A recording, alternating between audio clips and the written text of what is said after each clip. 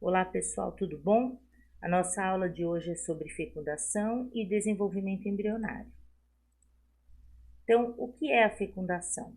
É o encontro do espermatozoide com o ovócito 2. Normalmente, esse encontro acontece na primeira porção da tuba uterina, contando ali da saída do ovário indo para o útero a primeira parte, tá? Quando esse ovócito 2 é liberado do ovário, em volta dele tem uma rede de filamentos formados de açúcar e proteína, né? São glicoproteicos, e essa rede de filamentos em volta do ovócito é chamada de zona pelúcida. Externamente a essa camada, a essa zona pelúcida, tem a corona radiata. Essa corona radiata são células foliculares que vieram do ovário. Então, olha aqui. Aqui é o ovócito, né? Então, essa parte aqui é a zona pelúcida, ó, em amarelo, que é glicoproteica. Aqui são grânulos que vieram do ovário, tá? Grânulos corticais, aqui fica no córtex aqui do ovócito, por isso esse nome. Aqui são as células que fazem parte da corona radiata, ó, tudo aqui. E aqui mostra o momento ali da fecundação. Então aqui, olha, tem a reação do acrossomo, ó, reação acrossômica, que vocês sabem que o acrossomo fica aqui na cabeça do espermatozoide, que tem as enzimas. Então aqui é a reação que ele vai perfurar, né, através das enzimas, essa zona pelúcida. Então aqui ele perfurou, aqui ele está entrando, ó, aí entrou, e aí quando ele está já aqui dentro, forma-se essa membrana de fecundação, que ela vai se ligar aqui à zona pelúcida, vai ficar uma coisa só, e essa membrana de fecundação é que impede que outros espermatozoides entrem no ovócito aqui, no caso, né? Que depois que vai passar a ser óvulo. Tudo bem? Aí na fecundação, então o espermatozoide ele passa pela corona radiata, aí ele chega na zona pelúcida, sofre as alterações, essas alterações é aquela reação acrossômica que eu mostrei para vocês, aí forma a membrana de fecundação, que é para impedir a penetração de outros espermatozoides no ovócito. Ao mesmo tempo, ocorre a finalização da meiose, e aí vai originar o óvulo, propriamente dito, e o segundo corpúsculo polar.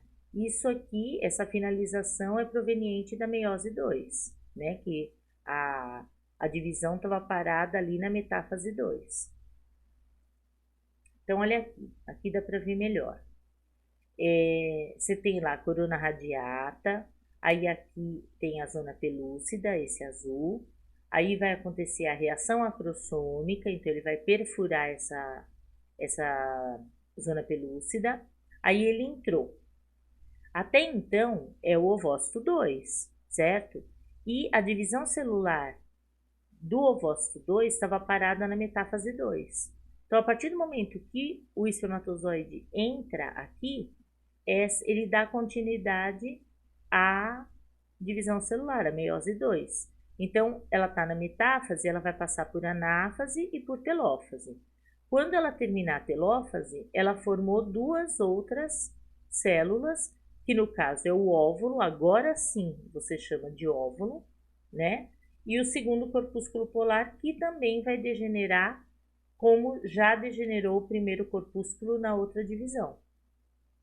Aí o que acontece? Os núcleos vão se unir, né? O núcleo do óvulo com o núcleo do espermatozoide, isso é chamado anfimixia, e vai ocorrer a formação do zigoto, certo? Aqui é aquela membrana de fecundação que eu falei para vocês, que ocorre impedindo a entrada de outro espermatozoide no óvulo, certo? Depois dessa fusão, o zigoto vai se dividir e ele avança em direção à cavidade uterina para acontecer a nidação, que é a implantação dele no endométrio, que é a cavidade interna do útero, tá? Caso essa cavidade esteja preparada. Quem prepara essa cavidade são os hormônios, né? Então, se estiver tudo certo em termos hormonais e essa camada está pronta para receber esse zigoto, aí sim vai acontecer a nidação, que é o implante do embrião, né? Que até então vai ocorrer as divisões, ele vai passar a ser embrião. Então, essa nidação seria o implante dele no endométrio. Na zona de implantação, vai desenvolver mais tarde a placenta, que é um órgão bem complexo, né? E é através dessa placenta que o feto vai se nutrir, vai respirar, vai eliminar secreções, né? Eu vou mostrar para vocês, aqui eu tô falando feto, tem um determinado momento que, até um determinado momento é embrião, depois ele passa a ser chamado de feto. Se houver anidação, aqui eu vou falar dos hormônios, ocorre a formação da gonadotrofina coriônica. Essa gonadotrofina é que vai manter o funcionamento do corpo lúteo amarelo. Lembra que eu falei para vocês que se não ocorre a fecundação, vai acontecer a atrofia do corpo lúteo, certo? Agora, tendo essa fecundação e a anidação, que é o implante do embrião no endométrio, aí ocorre a formação desse hormônio, tá? Justamente para manter o corpo lúteo. Esse corpo lúteo ou corpo amarelo, ele produz progesterona e estrógeno por volta de 15 semanas. Para quê? Para manter o endométrio, certo? Até que ocorra a formação da placenta, aí a partir disso é a placenta que passa a produzir progesterona e estrógeno, tá? Então, durante 15 semanas aproximadamente, é o corpo lúteo que vai manter esse endométrio, certo? E ao mesmo tempo, para que ele continue produzindo progesterona e estrógeno, tem que ocorrer a inibição lá a nível de hipófise, para que ela pare de produzir FSH e LH e assim inibe novas ovulações e a menstruação, tá? Que aí não deverá acontecer nada disso durante essa fase, que no caso é a gravidez. O teste de gravidez se observa a gonadotrofina presente. Então, esse é o teste de gravidez, né? Porque esse hormônio, ele aparece na gravidez justamente para manter o funcionamento do corpo lúteo. Caso contrário, esse corpo lúteo vai degenerar e essa gonadotrofina não estará presente. Então, o que caracteriza realmente a gravidez é a presença da gonadotrofina coriônica, que é o positivo de um teste de gravidez, tá? Então, olha aqui, ó. Aqui tem lá os meses de gravidez. Então, olha o aumento aqui, a produção, né? O pico da gonadotrofina aqui por volta de 2 meses. Depois vai cair, tá vendo? Agora, junto disso, então vamos imaginar aqui, ó, são 30 dias, né? Esse embrião aqui de 30 dias. Então, lá dentro do ovário, o corpo lúteo, ele está produzindo aqui o estrógeno e a progesterona. E ele vai continuar fazendo isso até mais ou menos aqui 120 dias. A partir do momento que ocorre a formação da placenta, aí é ela que vai comandar essa produção de estrógeno e de progesterona. E tendo a placenta, olha, como o nível de gonadotrofina vai caindo, certo? Então, aqui, daqui para cá, de 120 dias para o final, aí é a placenta que vai comandar essa taxa de estrógeno e progesterona, que é importante para manter o endométrio, que é essa camada interna aqui. Então, só lá no final da gravidez é que vai cair a taxa tanto de estrógeno quanto de progesterona, né? Porque aí o bebê já vai nascer, então não precisa manter mais esse endométrio. Que essa aqui é a função desses dois hormônios na gravidez, tá? Desenvolvimento embrionário. Então, ele dura mais ou menos 8 semanas, e aí no final dessas 8 semanas, os órgãos já estão esboçados. Então, quer dizer, já tem o esboço de todos os órgãos no final dessas 8 semanas. No período embrionário, o zigoto ele vai sofrer numerosas divisões, né, numerosas mitoses, e vai formar o embrião que vai se implantar no endométrio através da nidação. Quando ele chega no útero, 4 dias mais ou menos após a fecundação, o embrião é chamado de mórula, tá? Essa mórula é uma massa de células, sem diferenciação nenhuma. Ela está flutuando, tá? Ela ainda não aconteceu a nidação. E essa massa de células, essa mórula, é alimentada por secreções do útero. Essa mórula vai se desenvolvendo e vai passar a fase de blastocisto, uma fase posterior à mórula. A anidação ocorre quando o embrião, aqui já é considerado embrião, mas ele ainda está na fase de blastocisto. Então, a anidação é quando esse blastocisto se implanta no endométrio, isso por volta de 6 a 7 dias após a fecundação.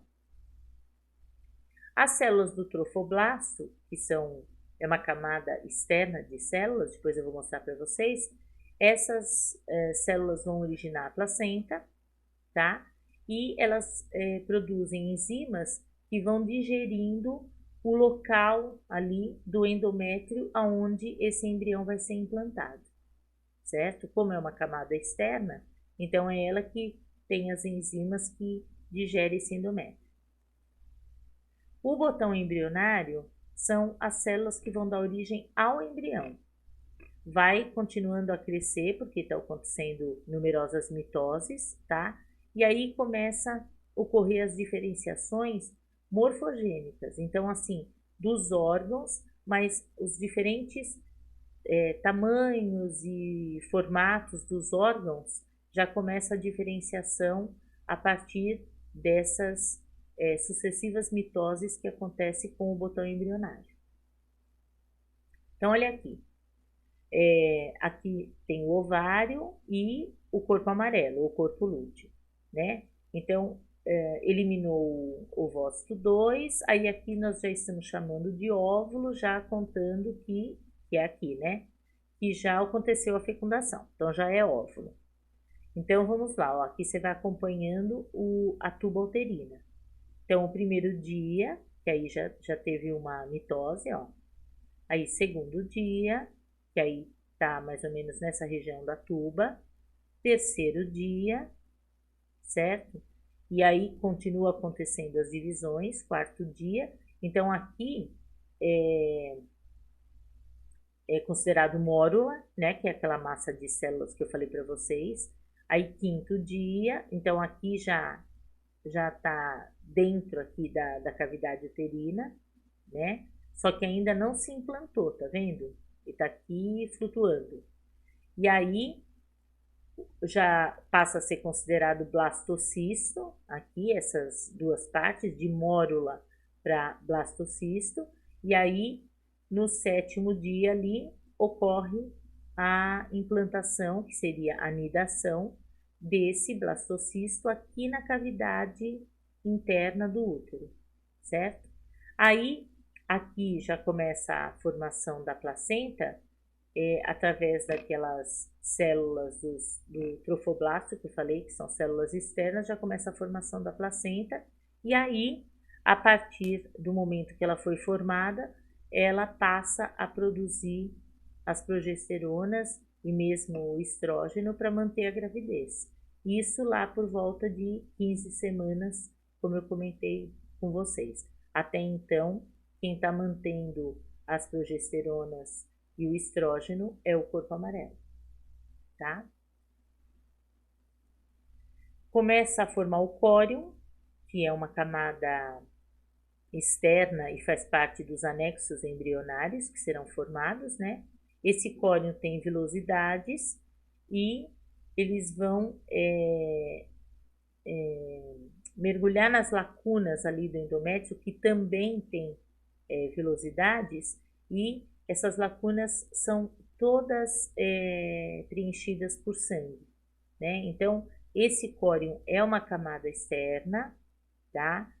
Que tem várias vilosidades e através dessas vilosidades elas vão penetrando no endométrio e que é uma camada ali do endométrio que está cheia de sangue.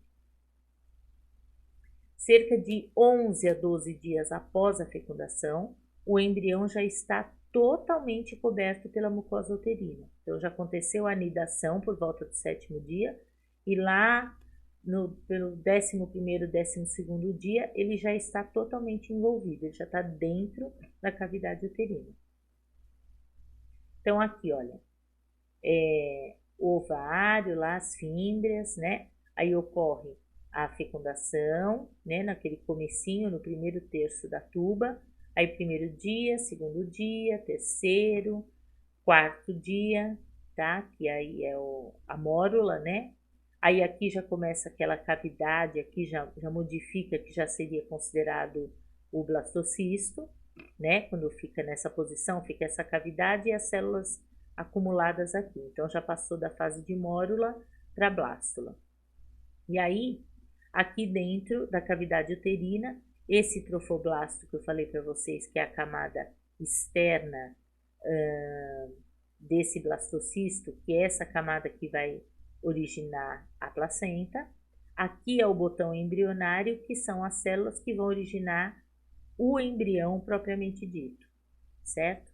E aqui mostra como foi implantado aqui na parede do útero, que no caso é o endométrio, certo? Que é essa parte aqui, tudo bem? Então, essa é a anidação, ó, que é o que vocês estão vendo aqui nesse esquema. Tudo bem?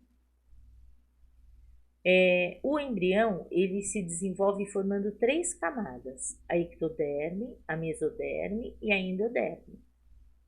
A partir dessas 3 camadas, que também são chamadas de folhetos embrionários, vai ocorrer a diferenciação celular. Então, os órgãos, os tecidos dessa criança que está sendo desenvolvida,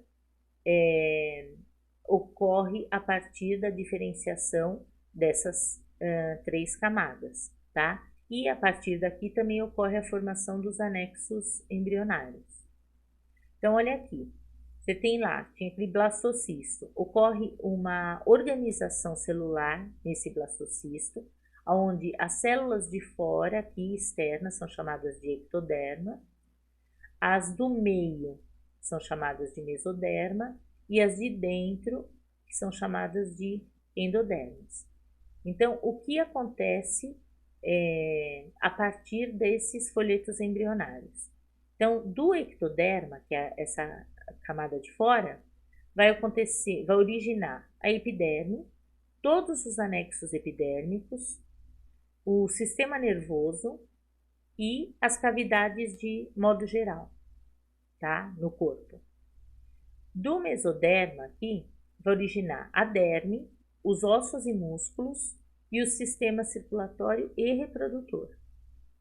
E da endoderme, a camada interna, vai originar o sistema respiratório e os órgãos do sistema digestório, tá?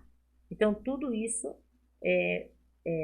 acontece a partir do desenvolvimento desses 3 folhetos embrionários. Agora eu vou falar para vocês sobre os anexos embrionários. Então, o âmnio é uma membrana que vai delimitar a cavidade amniótica. Essa cavidade amniótica é cheia de líquido, tá? Então, o âmnio é a membrana que envolve esse líquido. Ele forma um saco de proteção do embrião, contra desidratação, contra choques mecânicos, variações térmicas. Então, essa é a função do âmino. O córion é uma membrana mais externa que o âmino, envolve o embrião e é ele que vai intervir na formação da placenta, como eu já tinha falado para vocês, através das vilosidades, tá? Então, ele tem vilosidades e que vai se juntar ali com as vilosidades do útero e vai ocorrer a formação da placenta para que ocorra as trocas, tanto gasosa, né, quanto as trocas de alimento. Tanto a vesícula vitelínica quanto a alantoide, eles são muito reduzidos e vão formar o cordão umbilical, tá? Esse cordão umbilical, ele tem 2 artérias e uma veia, tá? Essa vesícula vitelínica, a função é de nutrir o embrião. E o alantoide tem a função de armazenar as excreções do embrião e de fazer as trocas gasosas. Então, esses anexos embrionários, pessoal, eles surgiram a partir dos répteis. Então, os ovos dos répteis e das aves têm esses anexos que nós estamos comentando, tá? Lógico que sem o cordão e sem a placenta. Mas esses anexos, córion, a vesícula vitelínica, o alantoide, esse âmino, então apareceu já desde lá do réptil. Só que a vesícula vitelínica e o alantoide são desenvolvidos nesses animais, porque é a vesícula que vai alimentar, é o alantoide que vai fazer as trocas gasosas, vai participar da excreção, porque eles não têm cordão. Agora, no caso do mamífero, tá? O que vai acontecer? Isso aqui, esses 2 anexos foram reduzidos em um cordão, certo? Mas a função é a mesma. Então, por esse cordão vão acontecer as excreções, a saída das excreções do feto, vai acontecer a nutrição e vai acontecer as trocas gasosas, certo? Então, depois no esquema vocês vão entender melhor. Olha aqui. Aqui está o cordão umbilical. Então, esse cordão umbilical tem as funções do saco vitelínico, né? E do alantoide. Então, olha, aqui tá mostrando a placenta, a posição da placenta. Então, observa aqui. Então, nessa parte aqui que fica o embrião, certo? Acompanhando o desenho. Então, aqui, dentro desse cordão, tem uma veia e 2 artérias, tá? Por essa veia, tá saindo da mãe, tá passando da mãe pro embrião, né? Pro feto. Tá saindo oxigênio e nutrientes e também os hormônios. Então, tudo por essa veia. Pessoal, observa que é uma veia, mas que está transportando oxigênio, por isso que ela está em vermelho, tá? É a representação de onde está passando o oxigênio, só que é a veia que está fazendo isso. Por outro lado, tem as 2 artérias. Essas 2 artérias, elas vão carregar os excretas do bebê que está aqui fora para a mãe, certo? Então, aqui, olha. Então, vai carregar os excretas do bebê e o dióxido de carbono, que houve a respiração, porque entrou oxigênio, aí ele está liberando o dióxido de carbono que vai passar por essas 2 artérias em azul, ó, artérias carregando gás carbônico, devolvendo para a mãe, certo? Ocorre, que eu falei, olha, a difusão do oxigênio, nutrientes, anticorpos da mãe para o embrião. Quem está levando é a veia. Já o gás carbônico e os excretas do embrião, que vão para a mãe, está indo através das 2 artérias, certo? Que lá no desenho estão em azul e a veia que está representada em vermelho. Placenta. É um órgão que tem a forma de um disco e ele foi formado a partir da fusão do córeo com o endométrio, que são aquelas vilosidades que eu falei para vocês. É responsável pelas trocas de nutrientes, produtos de excreção entre embrião e mãe, tá? Então a função é essa, de fazer essa troca. Então, olha aqui, nesse esquema tem todos os anexos. Então, aqui um embrião de 4 semanas. Então, essa é a cavidade amniótica e a membrana é o âmnio, tá? Tá delimitando essa cavidade amniótica que tem as funções de manter a temperatura, de amortecer choques, evitar desidratação, é isso aqui, tá? Aí tem lá a vesícula vitelínica ou saco vitelínico e o alantoide, que são reduzidos, por quê? Porque eles se juntaram aqui formando o cordão umbilical, tá? No caso que nós estamos falando aqui de mamíferos, né? Esse córeo é essa membrana externa que eu falei para vocês que tem as vilosidades e através dessas vilosidades, juntamente com as vilosidades do endométrio, formou-se a placenta, certo? Que fica aqui. Então, esses são os anexos embrionários. E aqui, para finalizar, para vocês terem uma ideia aqui que eu comentei com vocês lá no começo da mudança de nome de embrião para feto. Então, ó, tem um embrião de 2 semanas, 3 semanas, 4, vai tendo lá as divisões celulares, 5, 6 semanas, tá vendo? Vai diferenciando. 7, 8. Então, aqui tudo é considerado embrião. A partir de 8 semanas, então, aqui já é considerado feto, que ele já teve uma diferenciação dos órgãos, né? Como eu comentei com vocês. E aqui um embrião, um feto de 12 semanas, que no caso aqui está mostrando 3 meses de gravidez, o feto já está dessa forma, certo? Bom, pessoal, estou terminando esse assunto com vocês. Eu espero que vocês tenham entendido e até a próxima aula, tá bom? Um beijão para vocês. Tchau, tchau.